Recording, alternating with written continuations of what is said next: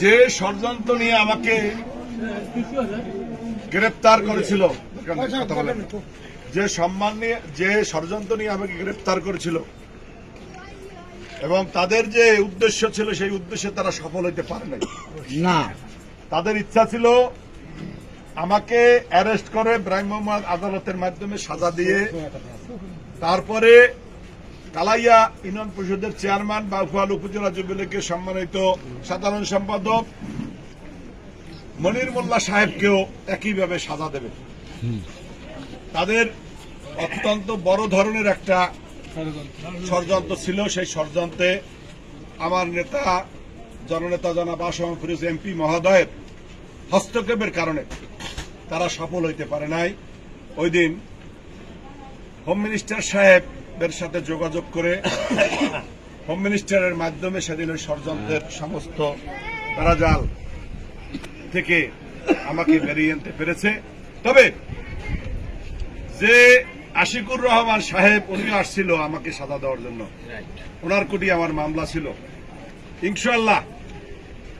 ইনশাআল্লাহ আমাকে যখন উনি গত বৃহস্পতিবার জামিন দিতে অস্বীকৃতি জানাইছে, ইনশাআল্লাহ রবিবার ওনাকে স্ট্যান্ড রিলিজ করা হয়েছে, তারপরে সোমবার আমাকে জামিন দেওয়া হয়েছে। কথাটা খেয়াল করবেন। চিফ জুডিশিয়াল ম্যাজিস্ট্রেট সাহেব আমাকে জামিন দিয়েছে। উনি একজন ষড়যন্ত্রকারী অর্থলিপি একজন ম্যাজিস্ট্রেট ছিল, বিচারক ছিল। সেই কারণে পরবর্তীতে যখন দেখা গেছে যে উনি জামিন দেওয়ার কথা বলে সময় কালক্ষেপণ করে বৃহস্পতিবার বলে যে আমি সম্ভব নয়, আমার কাছে উপর মহলের চাপ আছে। যাই হোক, সকলকে ধন্যবাদ এবং আশা করি কোন ষড়যন্ত্রই আসম ফিরোজের কোন সৈনিককে তার পথ থেকে তার কার্যক্রম থেকে ব্যাহত করতে পারবে না। ঠিক।